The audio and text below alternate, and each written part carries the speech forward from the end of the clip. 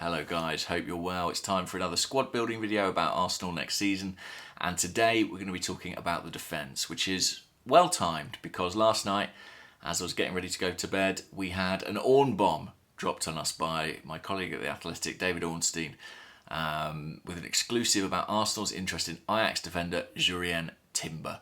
According to David, Arsenal made an offer of 30 million roughly. Ajax holding him out for around 50. But there's optimism on all sides that an agreement can be reached. Now, we're going to have a chat about that. We're going to have a talk about how it fits into the squad at Arsenal, what it might mean for certain other players. Before we do that, I've got to say two things. One is, please subscribe. We're going to be doing more videos about this sort of thing, about the squad, about prospective signings over the next couple of months. So do subscribe to get notifications about those. And second of all, for the last 12 hours, I've had the Pitbull and Kesha hit Timber going around in my head. You know the one? It's going down. I'm yelling Timber. I mean, if that's not a chant at the Emirates next season, well, then perhaps we haven't signed the player. Which is possible. You know, this is relatively... listen, it's very clear it's serious interest and it's continuing interest. Arsenal haven't been dissuaded by having this initial opening offer knocked back. They're going to go again to sign this player. There's no guarantees with that. 12 months ago, Arsenal really wanted to sign another Ajax defender, Lisandro Martinez. What happened? He ended up at Manchester United for a fee that was way above Arsenal's expectations in terms of what they wanted to pay for him. Could that happen again? Very possibly. Timber was reported as being Erik ten Hag's #1 transfer target last summer. I think what works in Arsenal's favour right now is that United, at this specific point in time, don't really have the cash to be trying to buy multiple big players. They've been trying to recruit Mason Mount. That would be a pretty hefty fee. If they don't get the takeover done soon, I think they'll struggle to do much more big business on top of that. You know, they're interested in players like Onana, the goalkeeper, but Inter Milan want around a 70 million fee, so United are probably going to have to look elsewhere. May have to extend David De Gea, fingers crossed, or maybe even promote someone like Dean Henderson. So Arsenal have an advantageous position right now because they seem to have money to spend at this precise point in time. Of course, it's not just Timber we're talking about. He is the third major transfer target whose name has come to the surface after Kai Havertz and Declan Rice. And both those deals, well, all three of these deals seem to be proceeding simultaneously.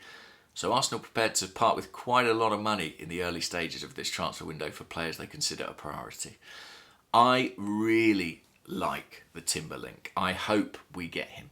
I hope it doesn't go the way of Lisandro Martinez, even though that meant we end up with Zinchenko, who I also really admire as a player. I think Timber is, you know, a lot of the time we get linked with foreign players, and I have to hold my hands up and say I've not seen very much of them, if at all. Or other times we might be linked with a player, and I'm old enough in the tooth and short enough of hair to not get too excited, to not believe the hype, as it were. From the little bits and pieces that I've seen over the last couple of years about Timber and what I've read, there's a great profile of him on The Athletic, actually, that I suggest you check out. I am excited about this player, I have to be honest, because he seems like a perfect fit for what Arsenal and Mikel Arteta want to do. He can play right back. He can play centre back. I believe in his time in the Ajax Academy or as a youngster, he's even played occasionally at left back. I'm not sure he'd be coming in as someone to realistically, play that position regularly, but it's something he can do. The way he plays as a right back or central defender, he often does that kind of Zinchenko, or maybe even John Stones is a better comparison thing, of stepping into the midfield, playing at the base of midfield.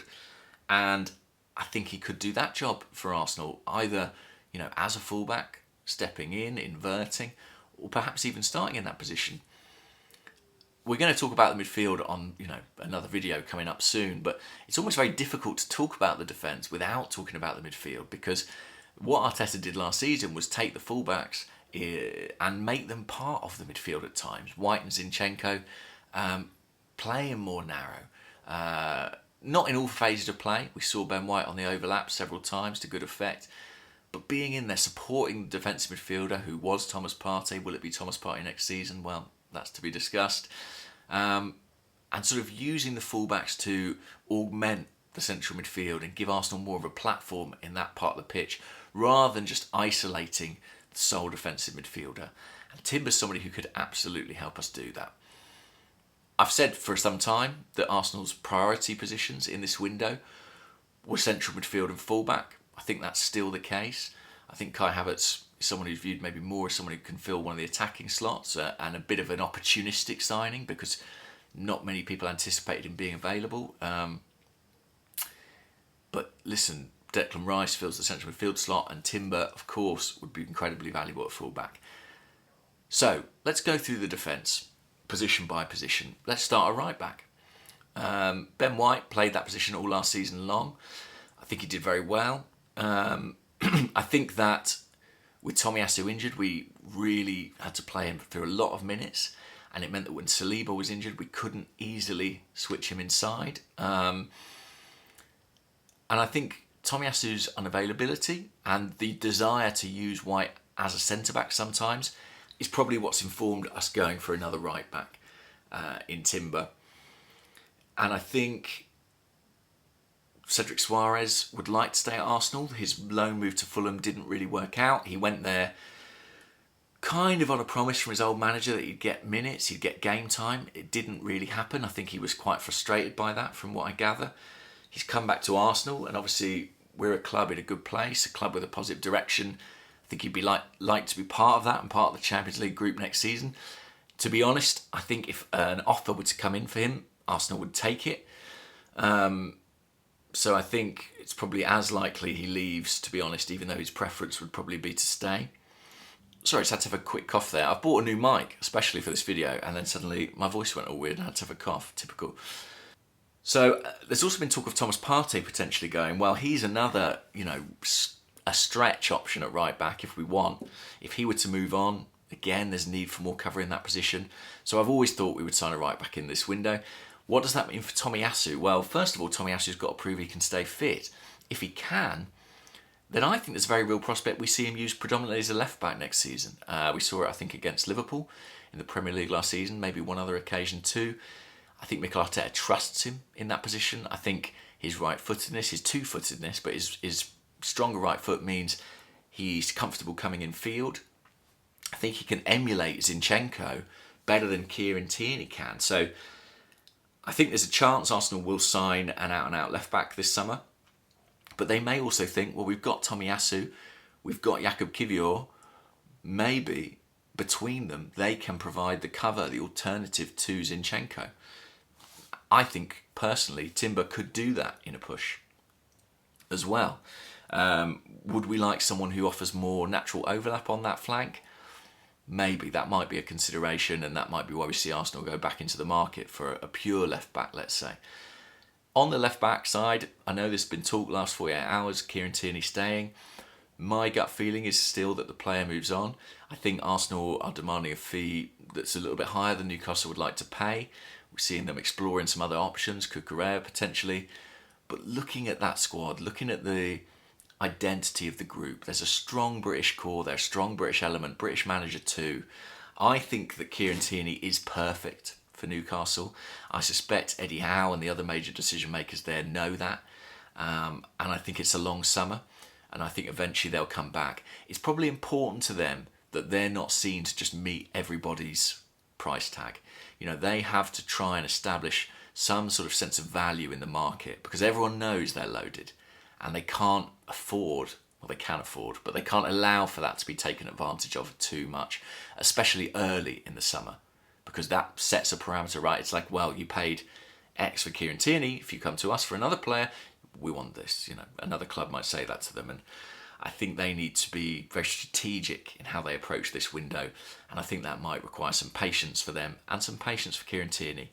If you ask me to call it today, I still think he'll leave the club, but let's wait and see. I'd love him to stay around. Very good player and a very different style of left back to what we have, and that may have a value at the point in time. Centre half, Kiwior's there. Impressed a lot of people at the end of last season. I personally still think it's too early really to say what we've got in Kiwior. We need to see a lot more, but he's a natural backup to Gabriel, left-sided centre-half, good range of passing. William Saliba, contract is agreed in principle, huge news. I mean, that's, I spoke about it, potentially the signing of the summer. He's your right-sided centre-half. Beyond that, well, if Arsenal were to land Timber, he can play there, absolutely. He's not the tallest, but in terms of ball progression, he is outstanding. And actually, we lost a lot of defensive qualities when we lost Saliba, but also our right side really suffered because Saliba was that outball, the guy who could play the ball into the holding midfielder or Bukayo Saka, find him early, get him one-on-one with the defenders. Look how devastating he can be. We saw him in action for England last night, a hat-trick for Bukayo Saka in that game. Arsenal need to have a player in that right-back slot who really can find those incisive through passes. And actually, Holding's defending in the box is perfectly adequate. But I think when Saliba came out, it was the ball progression we missed when Rob Holding was playing. So Timber's one solution. I'll give you another one straight away. Ben White. Switched to that position for the game at Nottingham Forest. And I think showed, and maybe the final day against Wolves too, and I think showed that he's still a very good option. We didn't see him there for the vast majority of the season, but the season before, I really liked him as the right-sided centre-back. So if you bring in another right-back, it allows you to switch White inside. Then you've got Rob Holding. And I'm honestly 50-50 on what will happen with Rob Holding. Will he stay or will he go? I think a lot of it depends on him, what he wants. I'm sure Mikel Arteta will be frank with him about his place and his plans. But I think you probably need to go into a season, if you've got a Champions League campaign, with 5 centre-halves or 5 players who can play centre-half. If you bring in Declan Rice, can you count him as your emergency cover at centre-half? Maybe. The other thing I'd say about Rob Holding is he is an important figure in the group, and I know people dismiss things like that, but he's very liked. He is one of the off-field leaders. He's one of the guys who galvanises everybody. Whether or not he's in the starting 11, he does play an important role for morale, as a leader, as someone who brings the group together on a social perspective. He connects a lot of people in the squad. And I think with Granit Xhaka going, there is a bit of a risk of a void there. A number of players could leave the club this summer. We've mentioned Xhaka, we've mentioned Partey today, we've mentioned Kieran Tierney. And these are all players who hold different influence, hold different sway over different social groups within the squad. And Rob Holding kind of transcends all of those. So if he's content to be a backup, potentially, 5th choice in his position or 3rd choice for the right-sided centre-half, I can see that a route to him staying at Arsenal.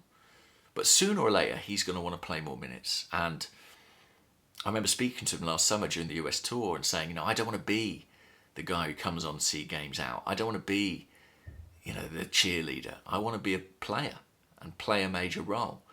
And without Europa League, it's harder to see that for him. I think it was a decision last summer that he made and he wanted to see it out. He wanted to see it through. He stuck around. I don't know if he'll make the same decision this summer. And I think ultimately the club will be led by him here. I think they'd be very happy to have him around as cover and for his human qualities as part of the group. But if he wants to go and play, I don't think the club will stand in his way. And I think that's probably it. So I think Arsenal will do everything they can, sign Timber. I think they'll go to pretty high level, maybe 40 million. I think that adds quality, versatility, cover. I think he's a starting level player, to be honest. So it's going to add a lot of competition. I think there could be, if Kieran Tierney goes, which I still think he will, a pure left back, but they may also try and make do with Tomiyasu and Kivior behind Zinchenko for that position. And then Rob Holding, I think, could go. I don't see him being replaced like for like. I think if Timber arrives, he provides cover at both centre-half and right-back. So that's my thoughts on the defence. A well-timed video. Go and watch your YouTube compilations of Timber, and let's go get to work on that chart. It's going down, I'm yelling Timber. All right, guys, speak to you all soon. Bye-bye.